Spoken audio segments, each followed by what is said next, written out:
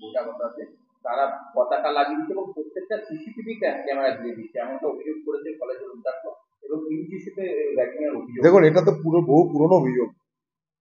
পশ্চিমবঙ্গের কলেজ বলুন, স্কুল বলুন, কোথাও তো পড়াশোনার ব্যবস্থা নেই। আজকে যদি পশ্চিমবঙ্গে কোনো একটা ছেলে মেধাবী হয়, তার বাবা প্রথম চেষ্টা করে তাকে অন্য রাজ্যে পাঠিয়ে দেওয়ার জন্য, যদি তাদের আর্থিক সংগতি থাকে। পশ্চিমবঙ্গের মানুষের নিজেরই ভরসা নেই পশ্চিমবঙ্গের রাজ্যের পরিচালিত কলেজ বা বিদ্যালয়গুলোতে।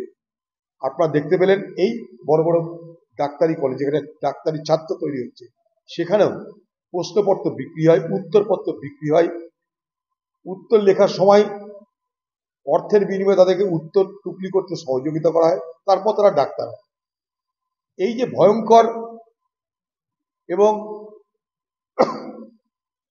বাংলার ভবিষ্যতের জন্য আমরা ডাক্তারের জায়গায় কাদেরকে তৈরি করছি, এটা কিন্তু মানুষকে ভাবছে।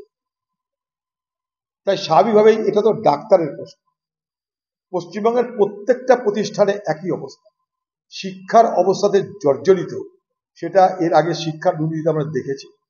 পশ্চিমবঙ্গের কোনো কলেজে নির্বাচন হয় না, নির্বাচন করতে দেওয়া হয় না। কে ভর্তি হবে, কে পাস করবে, কে ফেল করবে, সব কলেজের যারা মাথা তৃণমূলের নেতারা, তাদের মর্জির উপরে, ইচ্ছার উপর নির্ভর করে। তাদেরকে পয়সা দিতে হয়, আরো নানা রকমের উপঢৌকন দিতে হয়। সব কথা তো মিডিয়াকে বলা যায় না। নেতাদের কাছে আর কি কি উপহার দিতে হয়, নৈবেদ্য দিতে হয়, পরীক্ষায় অংশগ্রহণ করা, পাস করা এবং নম্বর, পাস মার্ক বার করার জন্য, সেটা যারা কলেজে থাকে তারা সবাই জানে।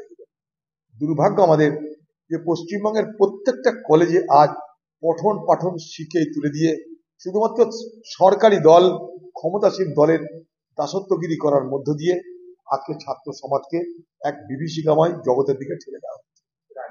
বন্যা